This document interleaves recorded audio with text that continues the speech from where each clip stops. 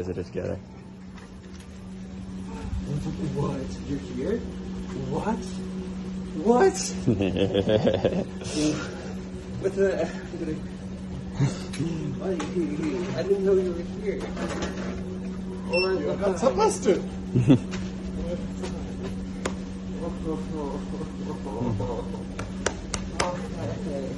Hi. Nice to see you. What's up, cutie? Nice t-shirt. Oh, and you don't change yourself or what? Like, how do you go zero on the back and still come up with a perfect line in the back? And the fucking fade on the side is faster. Dude, that's a 0-1-2 fade. I'm happy. I'm really happy. Cutie? Yeah, go on. Why is teleology making it a sign? Because this is it. This is like there's a dichotomy between fucking teleology and causal deterministic reasoning. Causal deterministic reasoning is what they use in science. No, I didn't get the last phrase. Causal term, what? Causal deterministic. Yeah. Yeah, right. It's like determinism and teleology is like these are opposite ways of reasoning. And okay, so like they use causal deterministic reasoning in science. And that's like, and it's past-oriented focus. It's like you look at what has happened, you put it together, and you can make inferences. But you can't make inferences into the future. That's what teleology is for. And but here's the thing: like teleology, you have to find the purpose of something. That's what. But that is a matter of trial and error. It's literally just like a computation task. Like that's how you can make philosophy into science. Because like this is like what philosophy is for. Is helping you figure out like how to reason into the future about what is the purpose? Yeah. What are you born for? Yeah. So it's like okay, like you think about anything like what is the purpose of this thing or that thing or this idea or that idea? Like it's like you come up with an idea. If it fits better than any other idea you can think of, it might not be like its actual purpose, but it's more useful than nothing. But if you can actually find a better definition for what its purpose might be, you decrease the error margin, and it becomes more and more useful until you actually find its actual purpose. And then, and maybe you never do. It doesn't matter. Any progress you can make is better than nothing. And this is the fallacious argument that people have been making in science, and also in philosophy, because they're stupid, is that teleology is stupid because they liken it to religion. Because people used to make teleological arguments when they were religious.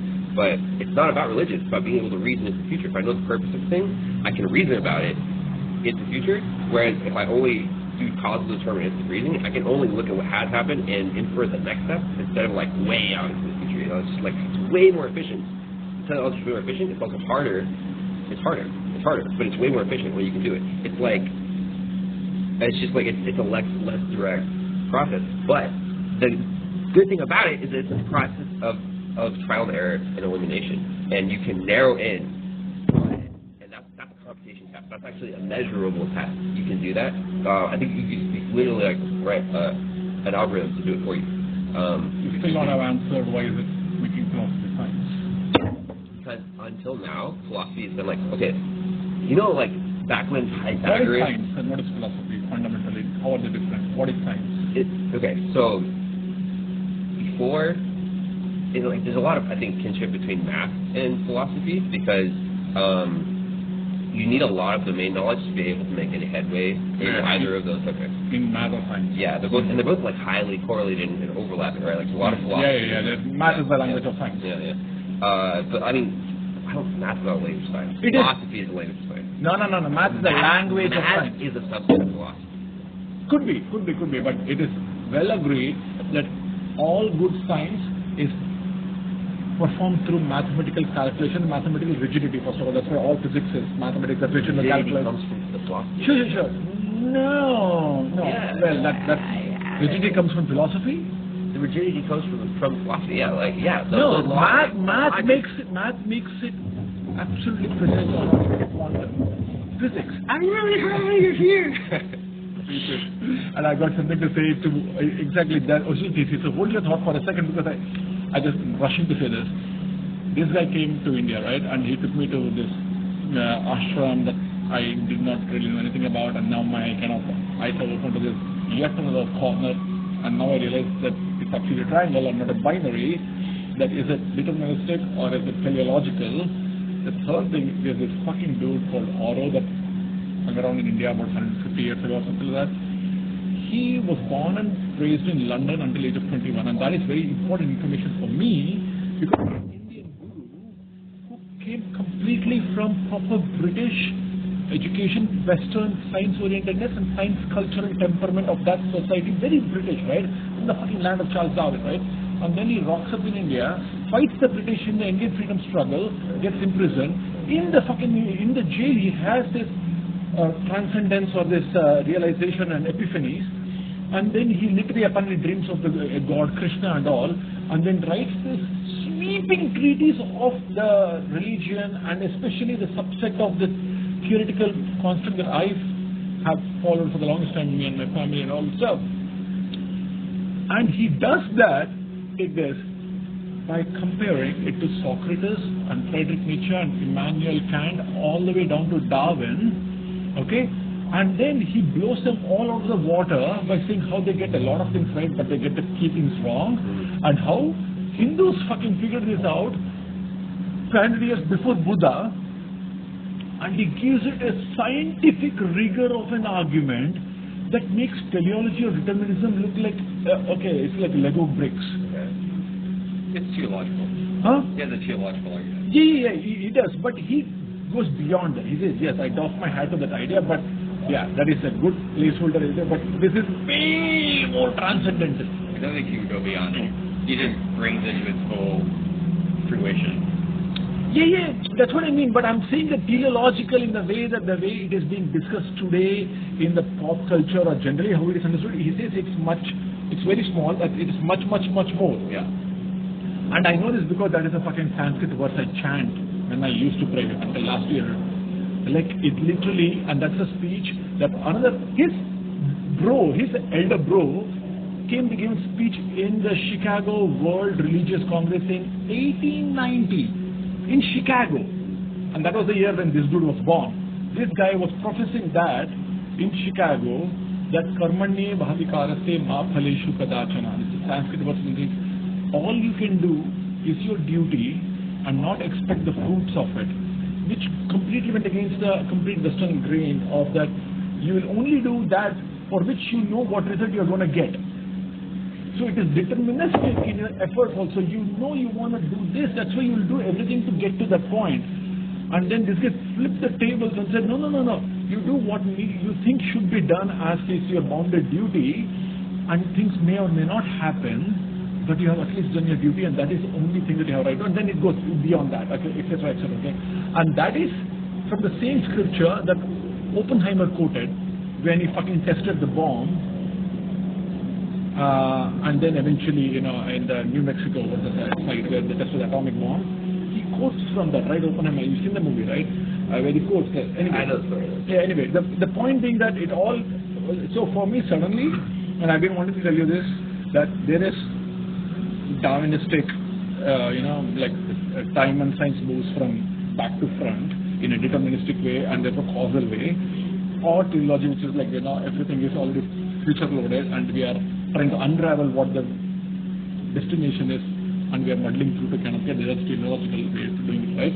And then this guy comes somewhere in the third vortex, he says, yeah, it is this and that, and then there is then some and then some and then some.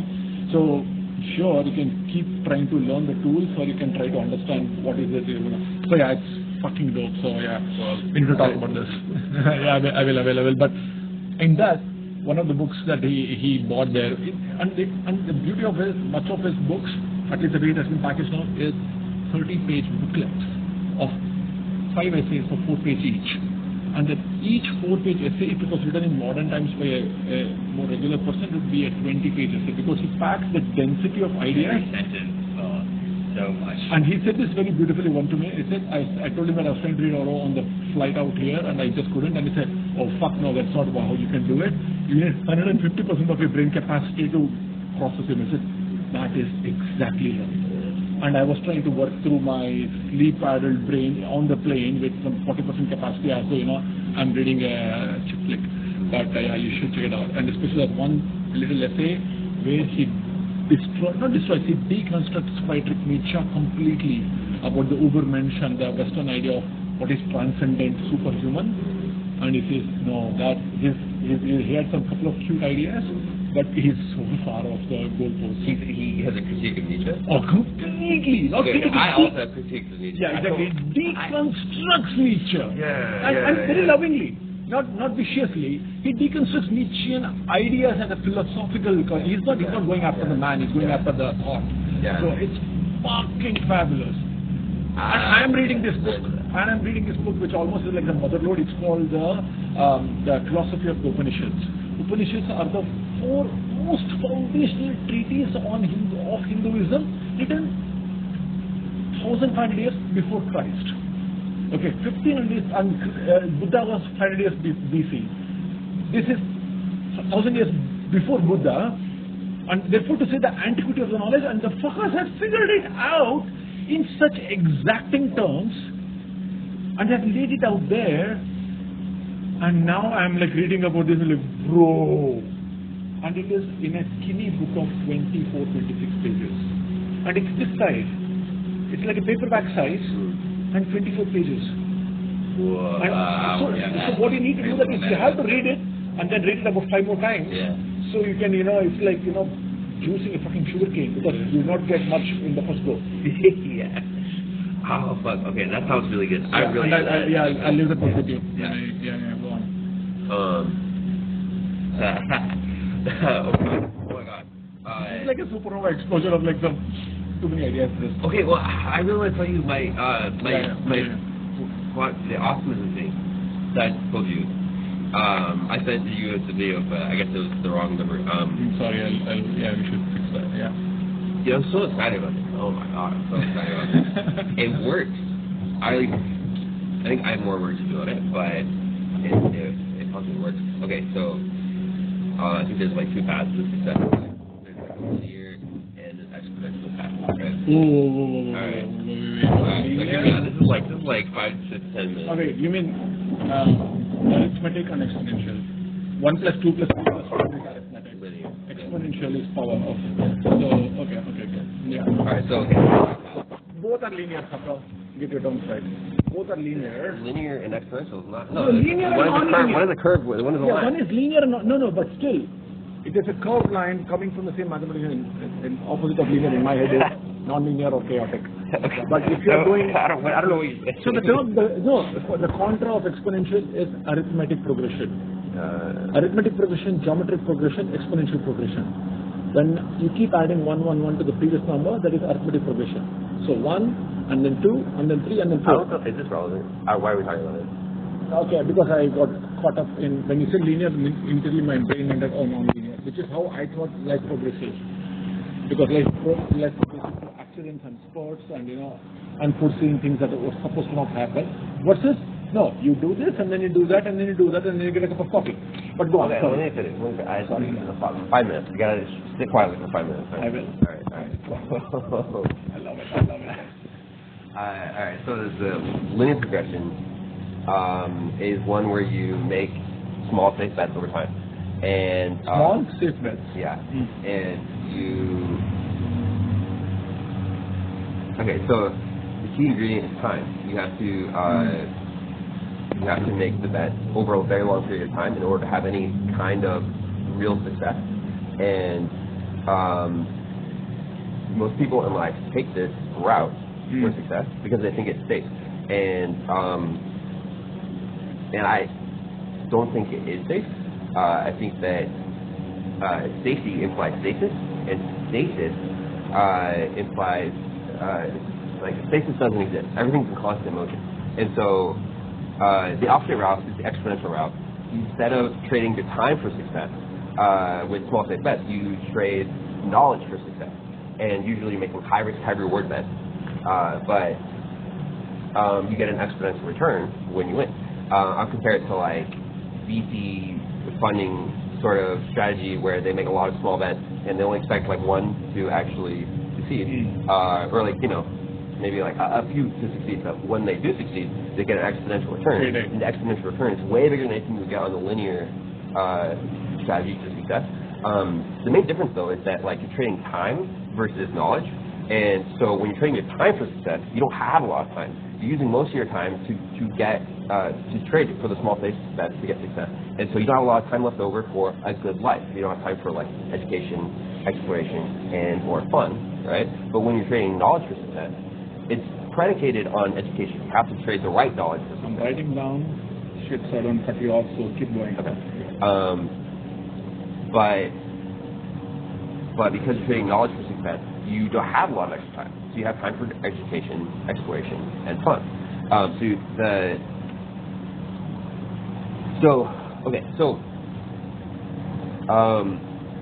Like I think the linear route to success is highly promoted by society and also I think by people in power because your friends and family want you to be safe, but also people in power want you to take this linear route to success because when you take the linear route to success, the problem with it is that it's very vulnerable to accidents. If you're building up success over time, and the key ingredient is time, in which you have a limited amount of, if anything bad happens, anything, like if you get a late start, if there's any accidents, if anything bad happens, you can't predict the future, right? So you don't know what bad things will happen. Then you're shit out of luck for the rest of your life because you've lost a permanent resource, which is your time. You can't start over again and have the same amount of success, right? But if you're taking the exponential route, sure, you might not always make the right bets, but when you do, you'll have an exponential return. It'll almost certainly blast you past any amount of success you would make on the linear route, but it also usually will allow you to transcend your circumstances and make better decisions afterwards. So these are the two like sort of routes. But I think like the key thing here is that the linear route to success is a lie. I think in the long term, it doesn't exist on any sort of reasonable timescale. So it's like asymptotically sort of like approaching zero. You're only actually safe or safer while you're trading time for success, literally while you're doing it. But in the long term, that illusion of safety isn't real. And so when you take that route, you're very vulnerable. And that's why people in power promote it, is because it makes you vulnerable, which makes you like easy to control, manipulate, compliant, you know. And so I forget. I thought it's so much better. Yeah, that's in the voice though. So I think this is like when you realize that real success only exists in this exponential path to success, because it's like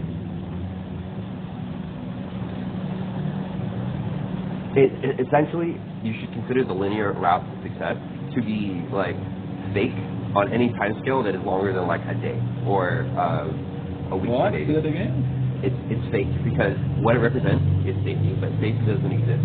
It's like the longer you do it, the less safe you are because the more vulnerable you are to accidents. You're depending on trading time, which is a resource that you can't actually predict that you will be able to have to spend. So you should consider it to be fake. The only real route to success is this exponential route where you trade knowledge for success. It also gives you a much better life in terms that like you can do the things that make a good life. Whereas when you're trading time for success, you don't have time to have a good life, you know?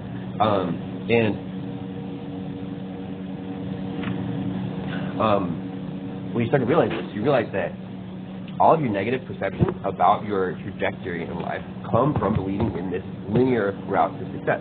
You have discouragement, you have negative perceptions because you think and you believe that success comes from making these small safe bets, and it's not true. It's not real. It's an illusion. It's promoted illusion, right? So nobody should be blamed for believing this because it's heavily promoted, but it's also not real.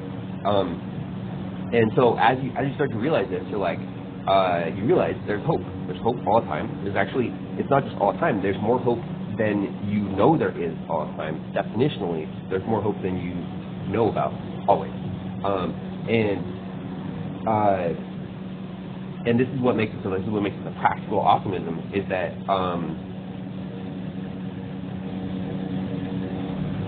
there's only two possibilities when you're discouraged or when you have negative perceptions about your trajectory in life. Either you start to believe in this linear path to success again, you start to believe in the mirage, the illusion of safety, or you haven't set your goals and your ambitions high enough. This is the other thing I say about, safety doesn't exist, it's life stasis. And also, in the military, it's widely understood that attack scales faster than defense. You know about this? You only need a bigger gun or a faster gun, or more agility and speed than your enemy, because any shield that they might be able to bring to bear, you just need to shoot enough times to get through it, and it's like they don't have a shield at all. So it always pays more to put more effort into developing your offense than it does into developing your defense. It's the same principle. Safety doesn't exist, but the only approximation of safety that exists is constant growth, constant expansion, constant progress. That's the only approximation of safety that exists. This linear, safe route is an illusion. It's not real. And when you come to realize this, you start to see that there's only two possibilities when you're discouraged or when you have negative perceptions about your trajectory. Either you start to believe in the linear route to success again, which is an illusion, or you haven't set your goals, your aims high enough. There's no other option. These are the only two possibilities. Okay, I'm coming in now. Okay. All right, so tear it apart. Yeah. Tear it apart. So much problem there. Biggest problem. The sweeping first comment, I think you don't even realize, or probably that's the air you breathe, that this is completely a San Francisco themed idea. That tech thing? Yeah, it's a very tech venture capitalist or tech bro, Not at all. I'll tell you why. And that's the comment, right? And I'll go on to defend that original point first one. You said a bunch of things, so I kind of took notes, so I'm going to respond in the same order, but in the reverse. You said in military, develop offense and etc. Again, that's again an American idea that American military is the best military, and American military has had unanimous. No, I'm not clocking you for being an American or something. I'm talking about the general zeitgeist of the most well-published exploits of a military in the world of anybody is America. More than the Romans. There at least wait. Let me finish my thought. But if that is the case or not, the American military has faced embarrassing defeats in very recent and well-known history. Two massive examples: Vietnam and Afghanistan. Okay. Afghanistan, they were. What are we talking about though? Why are you saying that? Because I'm not talking about the American military. I'm not even talking about military. I'm talking about you said that. I wrote it down. It's a generalizable principle. No, it is not. That's what I'm saying. I'm taking that out. I'm taking that scaffolding, one leg of the scaffolding out by saying you said develop offense is better than defense. I said no, that's bullshit, because the very concept of the French war it scales faster. No, it doesn't scale faster. It scales faster towards self-destruction, my point. Yes, it scales faster. Self-destruction? Yes. Anybody who just runs into a hail of bullets will fail. When the enemy is dug in, like the Germans behind the wall, just with their fucking howitzers, and they're just waiting for you. Like, yeah, keep coming, baby. You are order for my gun. What are you talking about? No, that's what happened in Vietnam. That's what happened in Afghanistan. Much less equipped people. Okay, anyway, that's our side. Hold on. No, okay. Well, let's stop there, because I feel like you're attacking something that is actually true. Attack does scale faster than defense. That's a generally understood principle. No, it is not generally understood. I think it's understood by you. Like, offense is the best defense. Like, True. Yeah. If you have enough bodies to throw at the problem, and if you have enough bullets to go at the problem. It could be airplanes, But no, whether it was the Spanish Armada of 300 people who decimated 15,000 Incas. That's not here or the 300, the famous Frank Willis story. Keeping it like very specific to human bodies, not like the general idea of offense. No, but then what is your example of the history?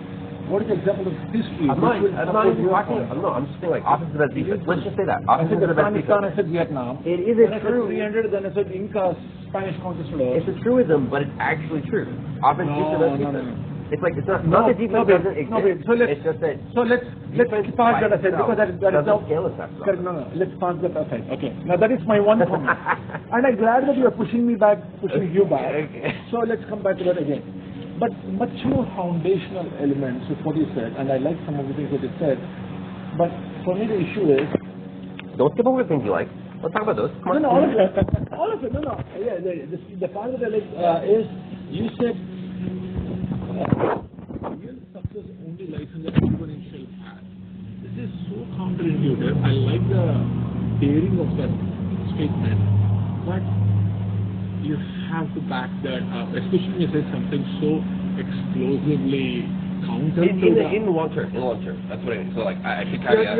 I don't know if I said everything that in the correct. You're talking the concept of compounding interest, right? Largely, which is also exponential, by the way, and which is also, yes, suddenly the curve lifts off, the hockey stick, right? Yeah. That is what they say, the compounding interest, and trust me, I'm living off of that that's because an exponential. my investments are all compounding interest. Really what I want to, but what I'm emphasizing is this dichotomy between trading time versus knowledge.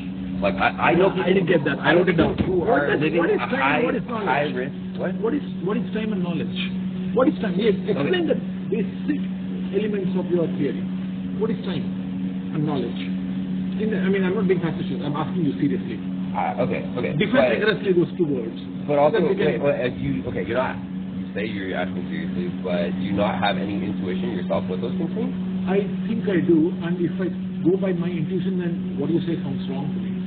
And therefore, you have to tell me how are you defining it. And if you think our definitions are the same, then I can't agree with you. I don't know if I can necessarily put like a specific definition on it. No definition, explanation. I don't want you to define it.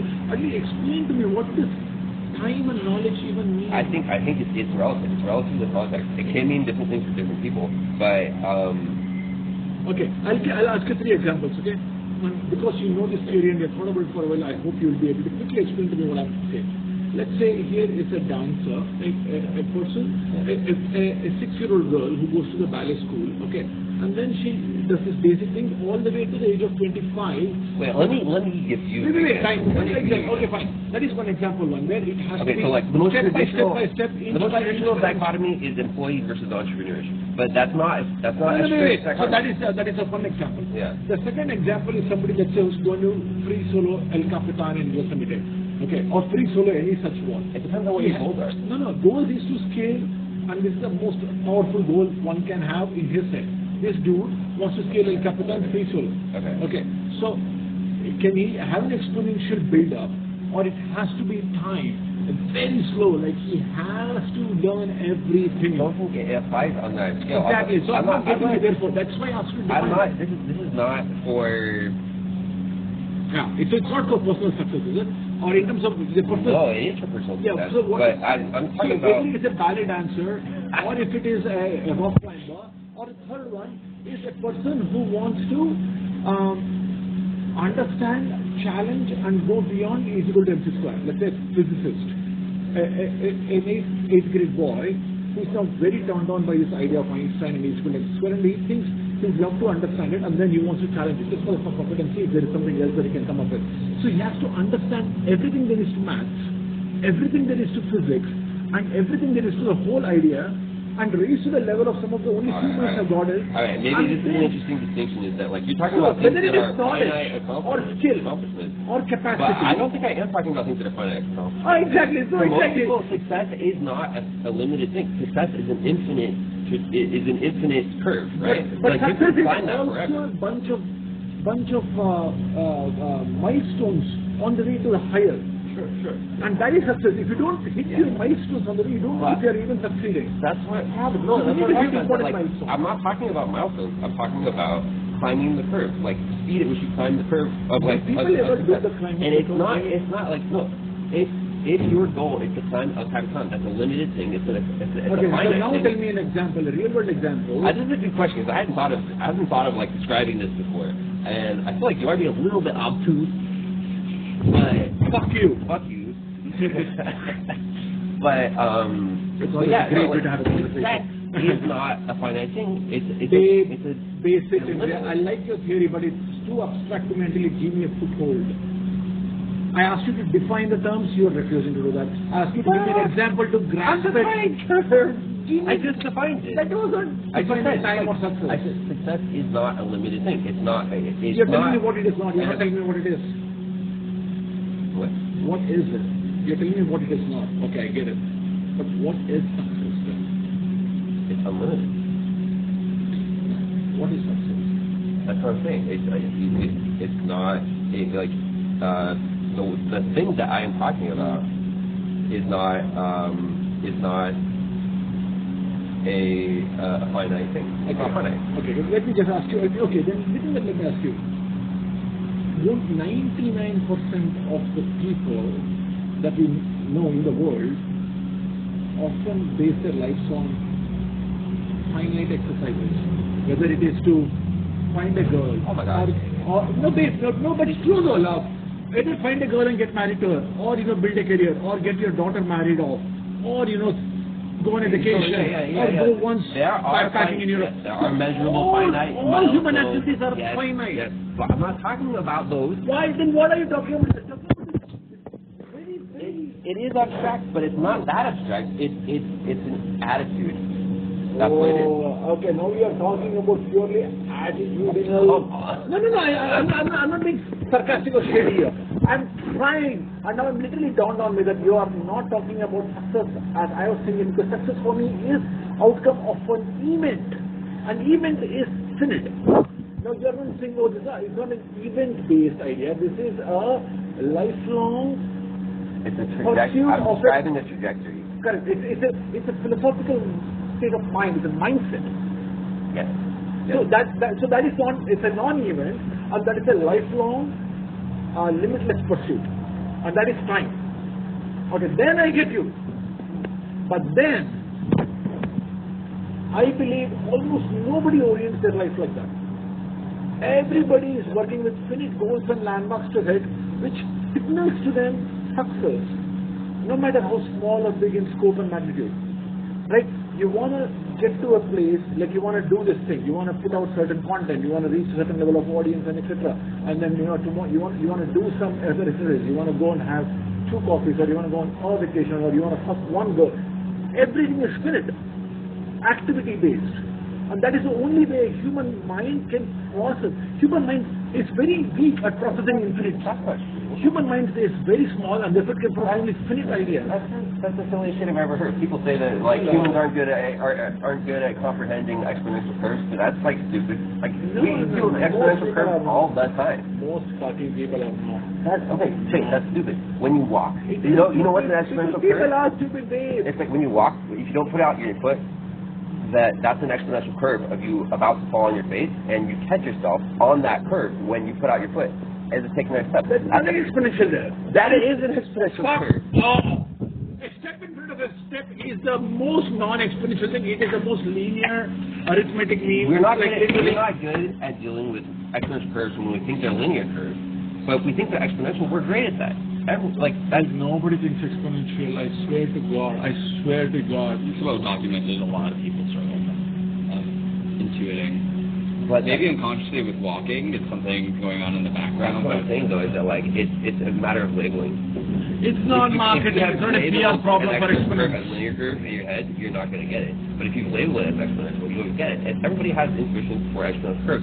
We deal with them all the time. It's part of reality. This comes back to my first fucking comment that you are too much in your fucking San Francisco brain. And you are a fucking coding monkey. Fuck you. You think in your goddamn open bracket 10, 10, 2, therefore, yeah. What is 23 raised to 3.8? Tell me, motherfucker. How will you even calculate an exponent which is a decibel? Tell me. What is 2 raised to 3.4? Tell me. Mr. Exponent. Come on. Tell me. Okay, I'm being rhetorical and facetious, but it's a real question. What is 2 raised to 3.4? What is 2 raised to 3? What is 2 raised to 3? Why are you asking? Because you are telling me that everybody thinks in exponents and everybody can think of exponents so easily. No. Because if you ask me what is 2 raised to 3, I can say 8. Yeah, 2 into 2 into 2. Everyone does have intuition for that. No, the exponent is a very hard thing that even a 7th or 8th grade kid cannot understand. It comes at the 9th or 10th grade when people truly feel comfortable in exponent. You know why? I'll tell you, the opposite of exponent is the root of the exponent. If I ask you what is the cube of 4, you will struggle, but you will eventually crack it. But if I ask you, what is the cube root of 16? You're fucked. People don't know how to do the third root, let alone nth root. And yet, somehow, you walk. Babe, what? You... Oh, fuck off. Just because you come up with this one example of walking and No, something... it's like exponential curves are a part of the reality that we live in. What is exponential to walking? What is the exponential element of walking? Nothing, ChatGPT. What is exponential concept to walking? I didn't Did you hear what I said before about it? I heard, babe, but I didn't get it. That's why I'm asking you to help me to understand you. Fuck off. Yeah, every time you take a look, you don't put your foot out. Yeah. You're on an exponential curve of all that is the most linear fucking thing. It's 1 plus 1 plus 1. One step in front of the other. It is linear. Are you listening? Babe, I'm listening. You are not speaking. Okay, look. You gotta just try a little harder, okay? Because when you take a step, right, you are falling forward, and that falling forward represents you climbing a curve towards which you will fall on your face if you don't put out your foot. How is me trying to reach my progressive center of gravity, which is what is this? Where is the fucking curve coming here? Because if you don't put your foot out, you will fall on your face. Yeah, exponentially faster until you can't put out your foot anymore to catch yourself. Huh? You need to write this down. From the force of gravity. Where is the curve coming? Okay, lean forward without putting out your foot, and then put out your foot the last second. That, as you fall, you accelerate towards the ground. Correct. Yeah, and that acceleration is exponential. Okay, fine. Yeah. Okay. Somewhere you have eked out a connection to exponents in my locomotion. But that is not the center of the thesis. It doesn't matter. This is the side. This is not even the thesis. The thesis is that safety doesn't exist. Safety doesn't exist. Safer exists, but only in the short term. In the long term, if you want real success, it pays better and also gives you a better life. If you forget about safety, go big or go home, shoot for big success, and trade now let's go there. information for success. Now let's not go to that time. one now. That is the main thesis. How can you say that safety doesn't exist? How can you say safety doesn't exist? I said safer exists, safety does not. There's no aspect of safety. No, yeah, but no, there is absolute safety for me to sit in the house and not do anything and forget about success because I'm safe. We're talking about trajectory change. No, love, wait. No, I'm deconstructing it step by step. So you need to, this is like, so when you say safety doesn't exist, I'm first of all telling you safety fucking exists. Absolute safety exists. In your trajectory for your life. No trajectory. Let's say I'm a trust fund baby. I'm a trust fund baby, let's say. Okay. The safety is for me to not do anything and stay inside the house so that I don't get kidnapped, shot, or whatever else happens that may befall me if I leave my $73 million mansion. So I'm going to stay in my mansion, in my bedroom, watch a gigantic TV and do nothing. So if I do that, I'm the safest, I'm the happiest. I will DoorDash every fucking food for me. Okay? From prostitutes to food to virtual experience, everything is going to happen inside the house for me. So that I'm safest. Safety exists, as in this retarded example. But it makes a very exaggerated point, safety exists, part one. But more importantly, coming more closer to the spirit of what you are saying, safety doesn't exist. What's the only illusion of safety isn't real. If safety is the opposite of illusion. The illusion of success is what everybody goes chasing after. People buy lottery tickets. I feel like that's why people bet on horses. That's why people bet on stock market, because they assume that success can come to them if they keep betting long enough. And that is an illusion. People can go bankrupt. Yeah, I mean, I'm definitely not trying to assert that high risk is the hardest failure. means high reward. I'm not trying to say that. What? I'm not saying that high risk means high reward. Absolutely not. I thought you said that. Okay, so what do you say? High risk is not high reward, and what is high risk? You have to High risk mean is just basically high risk, flying high too close reward. to the That sun. I'm saying that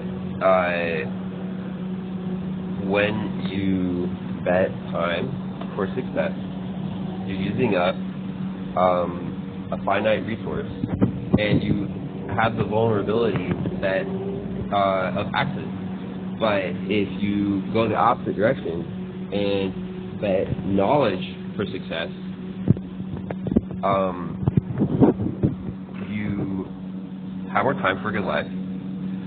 Also, it does not guarantee that you will succeed. I think like this is, and I said this, it's dependent on education. It's also dependent on making the right bet. You have to make the right bet. You can't just make any bet. The very word bet is a gamble, and we are doing the rightest bet possible at that time, the available solution on that day. And next thing you realize, fuck, Nvidia was the shit stock to buy because the fucking thing tanked, and you are done.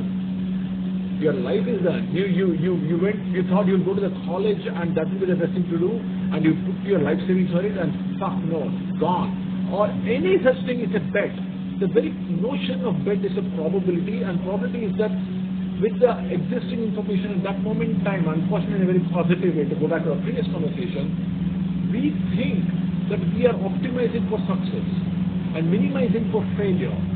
But then when the future pans out and realize, oh my fucking god, a black swan event happened, somebody struck a plane in a building, or somebody, a war was declared, or a fucking plague happened, and your life got wiped.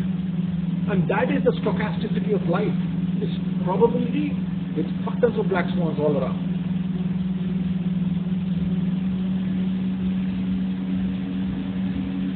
What was I Just because you got a pretty face. You can't You need like a giant piece of paper and like document the flow of conversation.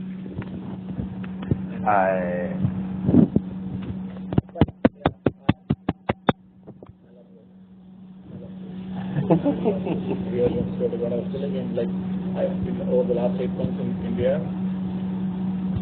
I was very happy. Oh, I'm very happy. I will miss San Francisco and I'll be miserable. And then I went, oh, I'm actually happy. And then I came back last 4 days, and the time I've been having with my friends and now with you, I told him that I had this sudden hit of feeling. Oh, this is happiness. That is not happiness. That is not being sad. In India, I was just not sad, and I mistook it for being happy because the sadness is just around the corner, and the frustration, despondency, rage is so around the corner. To dodge it by a day is to say, oh fuck, today was fun, yeah, I ate a cute food and I didn't pay much, and then I have a decent weather. I said, no, that is the zero, which is how it is a baseline, right? Because you dodged a -3. But happiness is actually a +7, which takes a much more superior set of events and props, like really nice people, real beauty and design and mindfulness in the city, in everything around you, and they all have to come together to serve you and let you participate in it, and that is when you're fucking happy. Like, oh my fucking god, this coffee tastes amazing, oh my friend is cool, or this, look at the city, let's walk up. It has to be, it's a positive event. A non-negative is not happiness. A non-negative is equilibrium. And that is what I realized. So yeah, it's been fucking amazing being back here, and I would love to stay here if a portal opens to make that happen. And it cannot be fucking working in an IT company. No. I'm gonna cut my hand off if that's what it means, and then say no, I cannot do this. Because unfortunately, and so be it, inshallah, I found financial freedom and stimulation for my mind when I'm back in India. I'm brilliantly stimulated without drugs or alcohol in books and ChatGPT. I read Shakespeare and I hang out with ChatGPT discussing Shakespeare or fighting Nietzsche or whatever. And I sleep 14 hours a day if I want. Or travel like a fucking vagrant. 2 months in Dubai, 1 month in Goa, or 2.5 months in America. So I'm mistaking pleasure seeking for happiness and happiness for the next best thing to meaningful life. You know the dichotomy is like happiness versus meaning? Exactly, that is the case for people who are trying to live a life of purpose. I'm not. You're not trying to live like this? No. What? I'm a creature of leisure now. That is shit.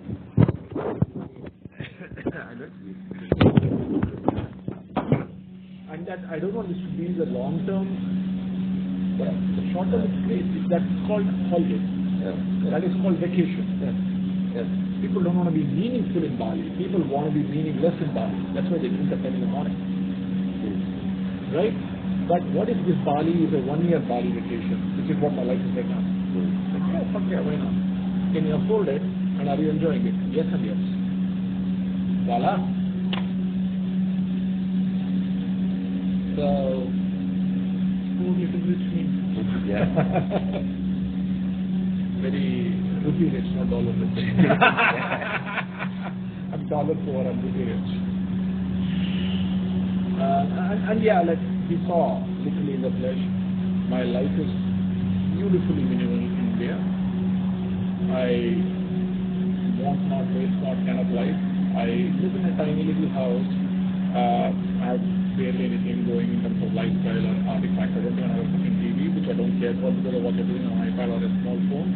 And I don't even watch any TV until something is going here. Say 2 days ago, I'm only reading books and playing music on my 2 little speakers in the background in a small 1-bedroom shed that I live in.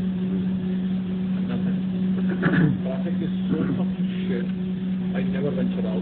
And the second luxury, I have no friends in Bangalore. No fucking distraction. No reason to go. And 3, the dating pool is, it's like dating pigs who are swaddling in shit. I don't want to go out with them. And you saw the crowd. Yeah. They are unattractive physically, abhorrent intellectually. Abhorrent. Yeah. And the city is so big and so crowded that even the lowest common denominator of a person that you want to even say hello to will refuse to come to meet you in a coffee shop 3 miles away because 3 miles is 30-minute commute. So, you don't like them, you don't want them, and they won't come to you anyway. So perfect. No dating, no friends, no wants. Yeah. Why there's no happiness. And then I'm inside my own little fucking shell, like this little old witch from Hansel and Gretel, baking her own stupid bakes in her head. Like, oh. So it's great. And then I truly break away hard by starting like a monster in Dubai for 2 months. Wow.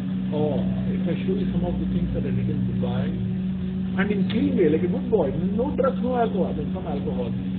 Just climbing the walls like a fucking possessed monster and having great 20 friends in Dubai. Raving to host me, like, come and stay with me, come and stay with me. So great.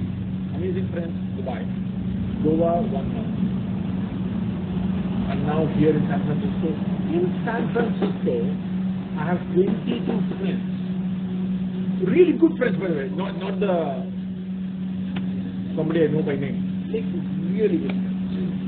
And then I go to Seattle.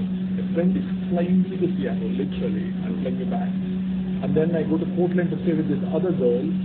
And I've never seen Portland, so I'm dying to see Pacific Northwest, so Seattle and Portland once. Then I go down to fucking LA. But the other friend, two of them are hosting for a few days. And then I go up to New York, and with that friend, she's taking me to Virginia, and she's taking me to Princeton campus, and we are going to gallivant on the East Coast for a while. And then we do a bunch of drugs and alcohol there. Then I come back to San Francisco, and then I fly home. I go home, fly home, do my laundry, and go on the next vacation. So, where is the motivation to be meaningful when you're having fun? Like, did you see the beautiful post of the reports of the Viktor Frankl? You know what the famous Viktor Frankl quote, right? The mind that cannot find, the person that cannot find meaning distracts himself with pleasure. So somebody asked the reverse question. Oh, so is meaning what you go after when you're not having pleasure? So it's a fantastic turnabout, and this fucked Viktor Frankl up his Jewish ass. Why? No, it's a I don't think meaning and happiness are mutually exclusive. They're just Viktor Frankl says this powerful aphorism that has been held true for a long time, that the mind that cannot find meaning goes after pleasure, which is true. Which is very true, at least in the 21st century Netflix adult brains, that have nothing else to do. What will you do? Just switch off fucking Netflix and keep scrolling by, or keep scrolling the screen, in whichever of the way, right? Because there is no meaning. So we are replacing meaning with pleasure-seeking activities. If you truly have something to go after, you will not let the distractions come and take away your important time. So that was Viktor Frankl's idea in 1955, right? The whole logo therapy and all the shit. Somebody does this beautiful turntable on him, say, but what you mean by implication, therefore, is that if you are having fun, you are devoid of meaning, and I'm saying it very poorly, and I'm saying it. Fantastic. I was like, oh my God, I have been brainwashed into this trauma of, wanting to be this meaning-seeking machine, because otherwise my life is, bullshit, and yeah. And then he said, no, sir. Why are you being so Christian about ostracizing pleasure? Pleasure is good. Pleasure does not come easy. Pleasure comes to a highly fine-tuned mind which can access higher forms of pleasure, etc., etc. So this is like a fantastic pitch for hedonism. Be hedonist. Seek pleasure, because there are shades of pleasure, right? You can have cheap pleasure or you can have high pleasure. To get high pleasure, you have to do high-minded things, like read Tolstoy, read Dostoevsky, not watch Pornhub, which is also great. Both qualify the same part of the brain, but if you're a creative mind, probably Dostoevsky is giving you better hard-ons, right? Philosophical hard-ons, or Nietzsche is giving you philosophical hard-on, or Schubert and Brahms and Beethoven, and not fucking Britney Spears. And I love to dance to Britney. So anyway, the point is, I'm in this vortex of what do I do next, and what is my current hobby horse to flog? Is it Nietzsche, or is it Theodor Adorno, or is it, I don't know, something, or no, Goswami. It's been and non-linear, like the route of a bee, but very busy. Very busy, but it's got a shoebox. That's actually exactly the subject matter. I'm a bee in a shoebox, looking very busy and looking, very driven. You have anything you want to do before you die? What's that? You have anything you want to do before you die? Well, I don't want to help a single person. I don't want to write a single book or let anybody hear what I'm thinking in my head. Not go out on a single date anymore. Actually, all that I want to do is consume a lot of music and read a lot of disjointed books that do things to my family. I am like a rat picker dumpster diving in a library. I'm dumpster diving in a library and 33 pages, okay, I'm bored, or maybe I'm distracted, let me go and read that book for 12 pages, let me read this, And then suddenly kind of have this epileptic seizure of excitement, and then so the point, because I kind of exercised this very lower middle class Indian need to be a person of value. It's very poverty mindset. What do you mean value? Like money? No, like the value system. And the entire country in India of my generation, even the president, because I confused by the same stick, that you have to be successful and you have to be valuable. And how you are being valuable is by doing things that are of value with your time. And now I call the bluff on it. Because the people who have lived that life have achieved nothing, especially personal peace, and not a moment of transcendental joy. They are chasing their fucking tail, everybody is miserable around them, and they themselves too, and they have not created a thing of beauty and grace, and they will keep running circles around themselves till their last breath. And it might as well that they never came about, because they offered zero delta to the universe. It's a very narrow materialistic idea of value, though. It is. Versus like Oracle's idea of feeling you have a duty. Correct. I'm talking about the example of the people I see around me. I'm not talking about what can But you use that in talking about what contrast it is. To me, your I was casual thinking life. that what he's describing sounds a lot more like my linear versus exponential divide, where like it sounds like people around you are living the linear path, and it's not. Yeah, it does. But show me a person who's living exponential like so. Show me one person a real example. I will fucking hit you. Great. What's the proof of the exponentiality of your life so far? How things been going? What? How things been going? Like growing. He's really good.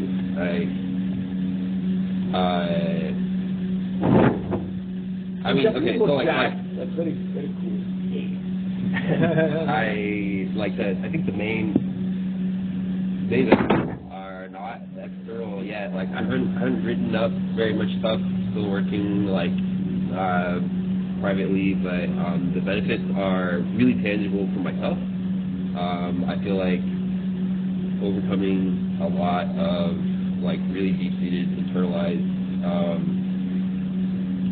ways of thinking from the way that I was like raised, and so I really feel it a lot. Just like this focus on the stuff that I'm working on is really bearing fruit for me, and then I think eventually I will like turn it into something else super cool, and other people will benefit from it as well. But for me, the returns are already exponential. Like I'm going to have the benefit of all this knowledge for the rest of my life, and like the rest of my life is going to be like multiple times better than what my life has been, and so I'm really excited about it. Well, in that, Even if I didn't never publish, like all this has been like that is tremendous. then you know what, then I can say same. I can say the same for me, and he has seen much of it. The way that I am consuming this diaspora of books, like a complete disparate setup, like wide little diaspora of random people saying random things across different time and space, and I've consumed it in very small parts, but it somehow adds up very intensely in my head. And then I go and spout some ideas to myself on a voice note or in a notepad, and it does not have to add up to a material object in the real world. But in my personal life on this phone, I have enough beautiful ideas that are completely original to me, and I feel so good about it. So that is by the same yardstick that it is exponential. That's what you say, it's an instant, right? And I'm now finally itching towards, like Bill was working a talk over coffee, that I think I got one interesting idea that I want to write a book of about 100 essays, about 3 to 3 pages each, about my observations of the design and the cultural artifacts of 3 societies, India, America, and a third in between place, which is in between kind of thing. So that was a very good idea until I saw something last night, which again has changed my mind, but that wasn't not sure. So I'm definitely living the idea economy, right? I'm in the economy where a lot of ideas are being generated. Some are good, some are really good, some are trash. And I keep going back and looking at them. Like usually on the plane, I did a stock taking of all the really good ideas that I have come up with in the last 2 years. And I cataloged them. Like it's a Rolodex. And that was very, very lovely. So yeah, all of that is happening. But is it in pursuit of a grand project? No. But could a grand project come out of it? It very well could. A grand enough for me. No, a grand project can only come out of this state where you have nothing else to do. If you are encumbered with a job or like the super responsibilities that other people have foisted onto you, you can never do something grand. You can only do something grand from this position where you're free and able to undertake it. That's the real reality of the exponential path, is that like they're mutually exclusive, right? The linear path and exponential path, you cannot do both at the same time. Yeah. And also, when you're on the exponential path, it's going to look like the worst thing that's possible has happened to you from the perspective of the linear path. Because in the linear path, it's safety, right? So it's like you've given up all safety. You've given up all of your gains you've gotten carefully over time, you know? And like those are like dirt.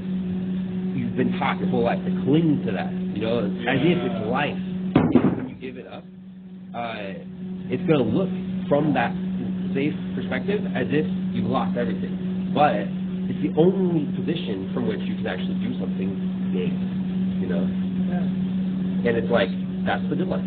That's the good life. Give up on safety. Go big. Go big. Go home. It's like the safe path. Yeah, thankfully then I'm definitely not against safe path because I'm not putting to hedge for danger. I'm not hedging for any danger because it's like I can do whatever I want and I can take some wild swings. Am I taking them? Probably not. Could I? Definitely. And also the thought that has been coming to me is that last year was the year of the breakdown of my old value system, of old lifestyle. This is the year of rest and research. And next year will probably be the year of breakthrough. Breakdown, research, breakthrough. And maybe it's not going to be next year, maybe it's going to be the year after or probably next month. I don't know. Right? When things happen, it just happens and they don't come asking for permission, they just knock on the door and you have to go open the door. And we'll see what will it be. But yeah, I also realized that this year was also the idea of genuinely trying out a lot of ideas that I was very gung-ho about and then they turned out to be naive or did on arrival. My PhD plans kind of fizzled out in a very unfortunate way. But also what was turned out to be a very fortunate thing for me because a lot of my well-wishing friends said, please do the PhD. It's not what you think it is and it's not going to give you what you think it will give you because it's a horrible endeavor in the modern educational system of pushing you into the tiniest narrow wedge and your mind is actually in an expansive mode. And PhD is a it's deep and narrow, it's not wide and shallow.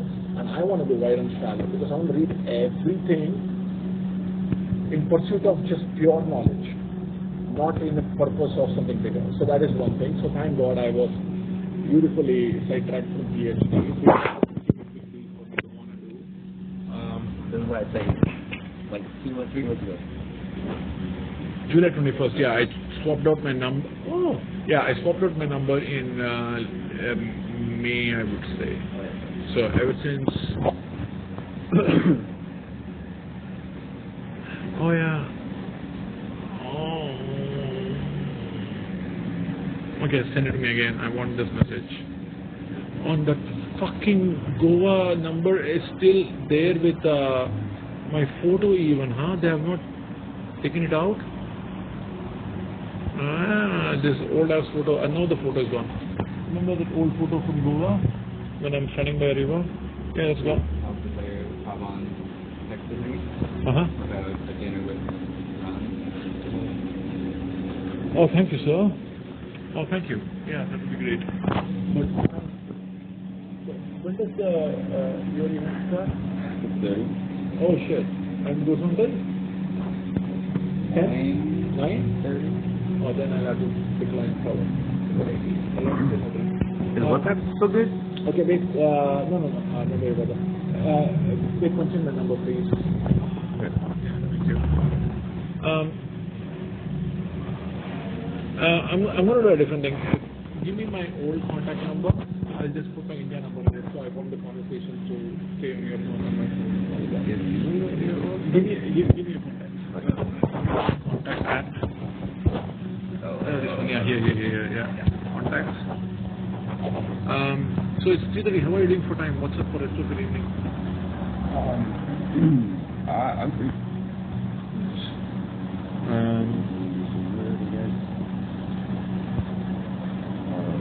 Okay, see this one I'm gonna change. I'm gonna add a number. Okay. Delete link to another contact, block contact, move to secret folder. No, How here, many edit. in time before you travel to the gym? I don't know yet, but maybe definitely 2 more weeks, 3 more weeks.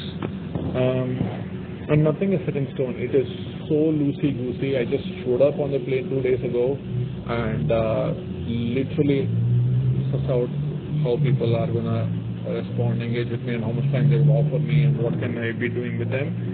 So I'm just playing by the ear, and so far the response has been like overwhelmingly sweet and abundant. So that is great, and I'll see what happens after this. I can be here. And also, my friend, she is going to travel through Europe now, and she has put this wild idea, which sounds really good to me, that don't go home after October, let's go to Mexico. And the whole that Dia de los Muertos is there. So let's go to Mexico for 3-4 weeks, then you come back to America, and then fly out from America, because always cheaper to go home from America than Mexico City, which obviously is true. So that is very high on the cards. So I may be here till November or December, and she and I may fuck off to Europe from here directly. I don't know. It's super fucking open. Super fucking open. How do I put my India code +919008953522? The old one is in there deleted, so I don't get it. Okay.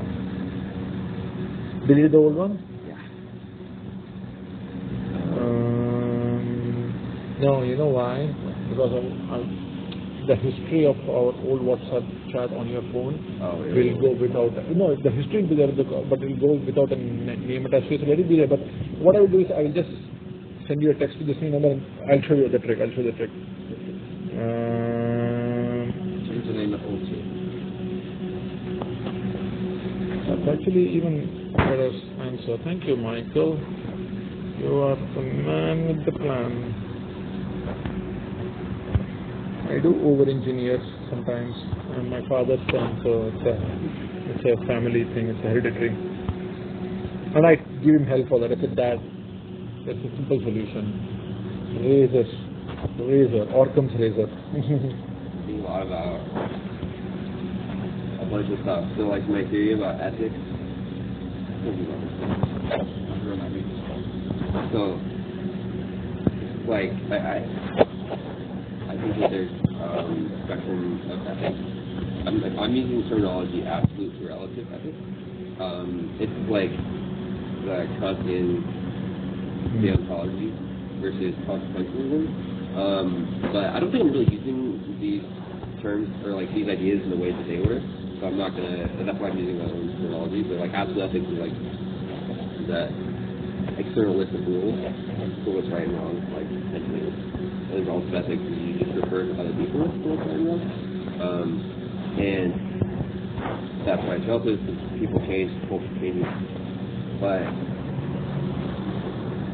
so I think that this is like I can describe a lot of social dynamics with these. So I think I told you before about like I was using this analogy for a while, mind sweeping versus crowd surfing. And so I worked on it more though, and so I think it's actually like the reason, like so absolute ethics and relative ethics are individualism and collectivism respectively, or like they produce individualism and collectivism. The reason they do is because absolute ethics, when you use absolute ethics, you take responsibility for how your actions affect other people. Versus relative ethics, you don't take any responsibility for how your actions affect other people. But it's just like emphasizing the connection you have with other people versus emphasizing separation between you and other people, right? And so this ties into my theory of romance, which is like you need to balance positive and negative interactions. It's not good to have only positive interactions. And this is, I think, also true. You need to also balance your positive and negative interactions, not just with individual relationships, also with your relationship with society. And this absolute relative ethics divide is the way that you balance your positive and negative interactions with society. Like, using absolute ethics represents positive interactions with society, and using relative ethics represents negative interactions. And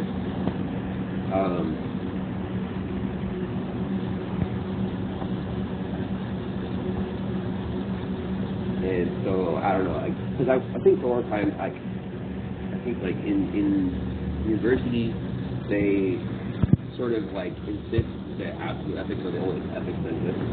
So like functionally, I don't think not in an ethics class, because obviously there's different ways to think about ethics, but like there's a strong sort of like oppressive,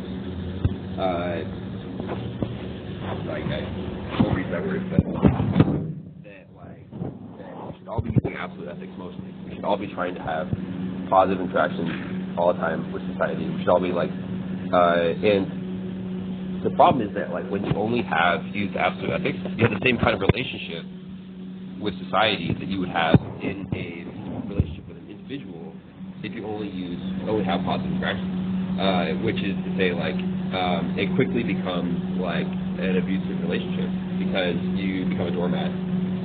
You like the other person. Maybe they don't want to walk over you, but they start doing it because it's easier, it's more convenient, and it's just like where you position yourself is someone to be walked over. That's why, and likewise, the opposite. If you only use relative ethics, you get the opposite dynamic where you start abusing society, and so you need to balance. Like we all have a relationship with society that we need to balance. This is like, so I was thinking a lot about like, how do you have a career where, as a capitalist, where you try and make a lot of money, not just enough to take care of yourself, you know? Like, how do you have a career where you try and have as much success as possible, you know?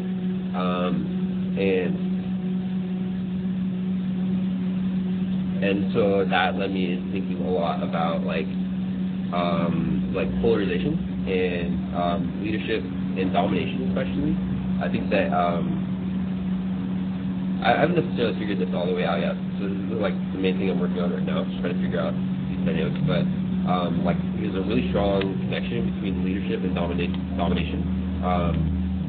I think usually like when you are capitalist and trying to make as much money as possible, it represents like a sort of dom-sub relationship with society. If you are acting as a leader by trying to dominate and I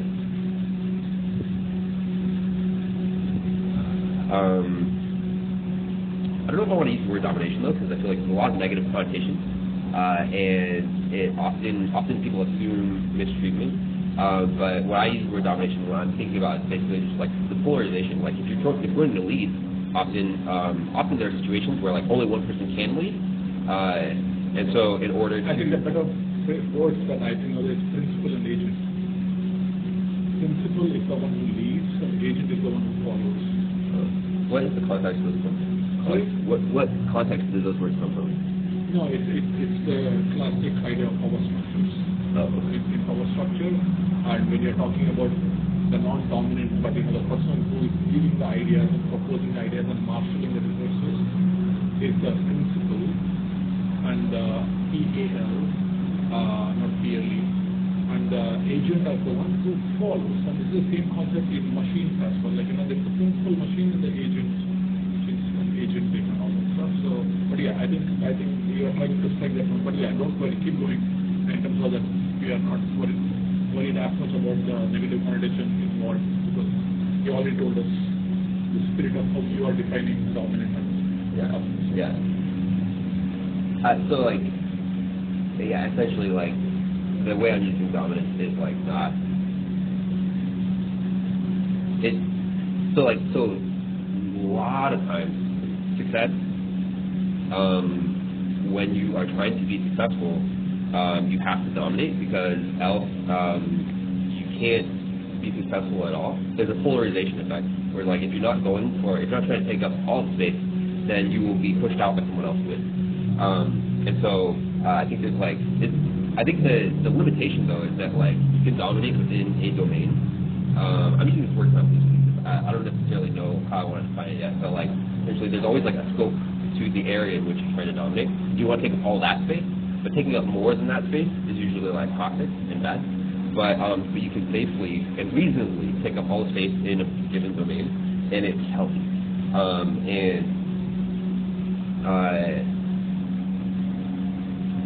And this is like the reason it's taking me a while to parse it out is because I feel like this is like a extremely sort of like broad principle that applies on like so many levels of life, where like it's in business, it's in personal relationships, it's in relationships with like if you ever interact with groups of people, if you are trying to just be like good at talking to people,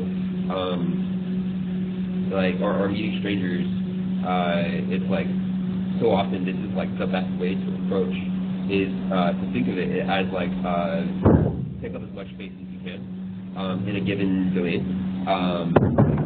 Absorb all the resources. You are prescribing for that. You think that's just a good thing to do? I think it's okay. So yes, I am, but also like part of the reason why it's taking a while is because like obviously there are toxic ways to do this, and I want to tease out and be really precise about describing those because it's like I was saying this to somebody the other day, like. I think that people with bad intentions don't really have any need for philosophy, except for to twist it so that they can manipulate other people who don't understand it very well, right? But like philosophy is, I think, Bad people. Yeah, sure, yeah. Philosophy is a tool to help people who have a conscience and have a desire to like have good relations with the world do that. If you don't, the relationship could be the one of wanting to be the master of the whole. The will to power, because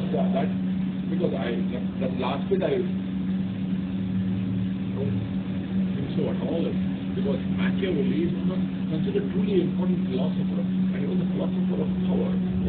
He thought the idea of how should the king manipulate his subjects, either through force or through either coercion or through persuasion, to do his bidding, so the society keeps working order, and it's a world which is a zero-sum game. So there is a benign loser to a benign winner, and sometimes the loser agrees to the deal, but I did not want to be the loser, but it has to be a rule to say, hey, you have to take one for the team. You have the one guy to charge into the brigade. So all of those, the game, it's all big, and then that's when they say, oh, you are the soldier, but you know what? You'll be valorized in death. All of those things, it's just a fucking construct. Like people are PR'd into it, brainwashed into it. So anyway, the point is that that part is again so counter to the pre-existing knowledge and seems to have been kind of well tried. So all of this, like one of the Julius Caesar or Napoleon or all of it, down to Hitler and now Donald Trump, right? All these people on the spectrum of good, bad, heroic, wild, etc., they are all asserting themselves to assert not just their on top of the power structure, but to bring about a world order that is the genuinely burning vision of what the world is and how it should be reconfigured. So, I think it's like this. You balance your positive and negative interactions in personal relationships. You also do it with society. And I think this is like how you do with society is that like there is some level of domination in your appropriate level of relationship with society, and that domination is that negative interaction. So obviously, like in a personal relationship, you want to have more positive interactions than negative, and also with society, you want to have more positive interactions than negative. This is how you prevent, or this is how you describe how to assert yourself without overdoing it, without becoming Machiavellian. You seem to state that as though the good and the bad are clearly that is the whole problem in America, at least right now, that what the Republicans think is genuinely good is loads to the Democrats. They genuinely believe abortion should not be done, or vice versa. The women should have the right to choose is a very honest to God, noble thinking in the mind of the liberals. And freaking Republicans are freaking the fuck out about it, or the guns, or the immigration rates, and everything. So, if your whole philosophy would change the minute you cross the California border, then is it really a timeless philosophy, or is it even a philosophy, or is it just a electoral point of view? I'm asking you, in terms of, because you're saying that philosophy has to be universal. That's pretty much the first concept in Buddhism. Yeah, I think that's true. Then, but if it is, then the question is, they say there are good people, or there are good actions and bad actions. Then I'm saying, no, there are no good or bad actions. It depends on which side of being here. Therefore, if that very foundational idea has complete reverse polarity, good, bad, positive, negative, then how can you build anything further on top of this foundation? It's in the ratio. You have a ratio of good to bad actions. Or like, it's saying good and bad is makes it sound like, or at least like the word bad is sort of insinuates that there are like universally bad things. I'm not saying that there are universally things, that there are positive and negative things that are relatively positive and negative. That's, I don't know if you're listening, but like that, the absolute relative ethics, I think, are those positive and negative. Got it, I did. So is abortion relatively mostly okay? I don't care. Why is that relevant? Because let's say you're using your framework to make a policy for abortion. I'm trying to talk about how you can have a good relationship with society, and also not be like a relative doormat. You know, like assert yourself in a healthy way. I'm a girl who's not deaf and I'm 16. What should I do? Using your framework. I'm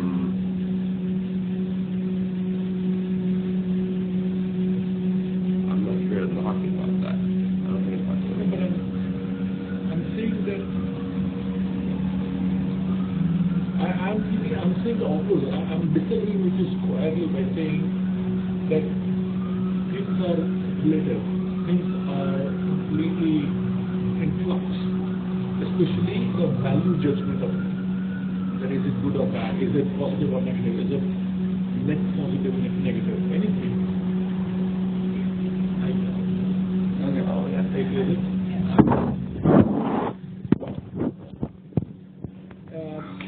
What? Huh? Yeah, but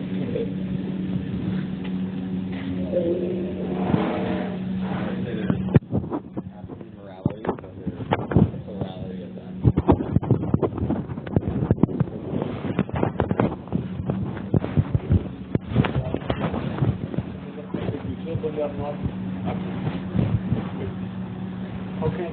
How can you also absolute compared to you?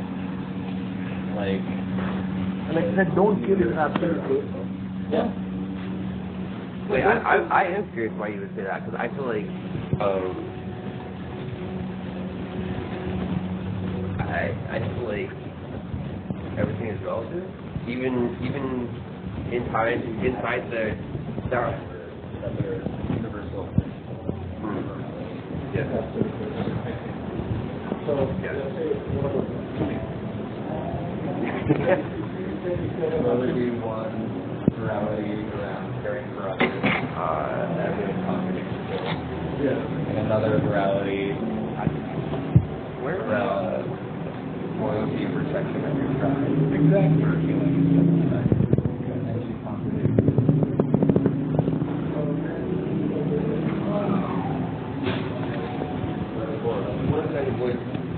Let's do real quick. Let's do real quick.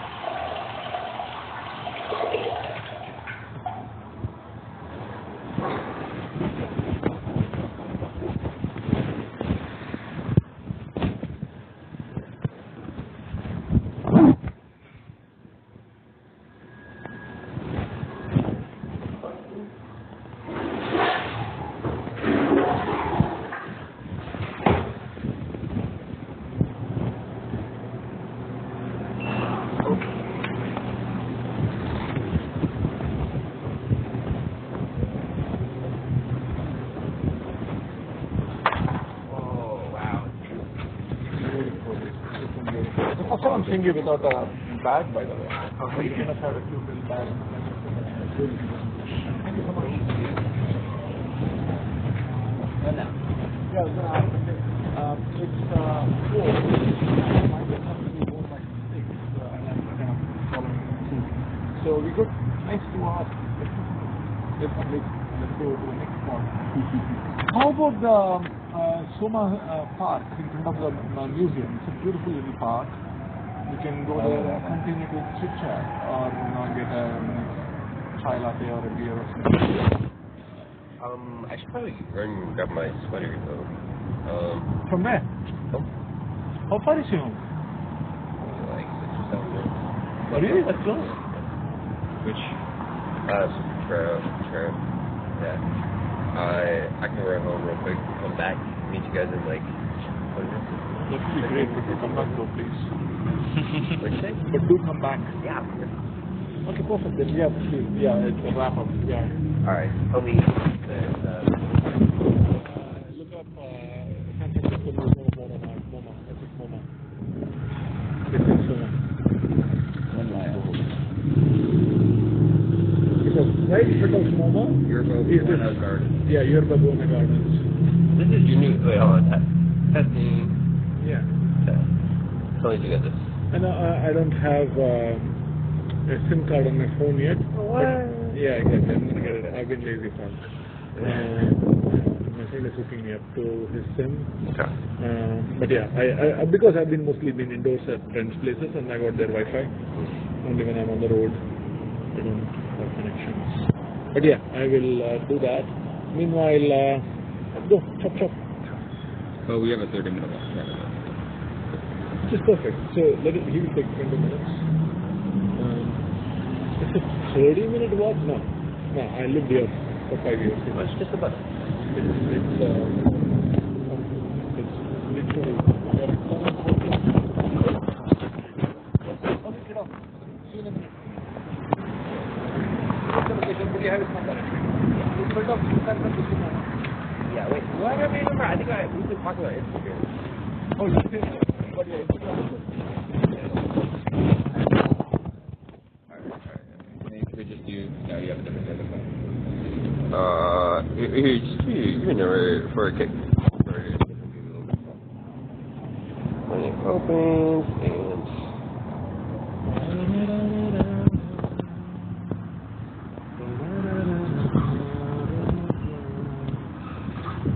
in the frame, children.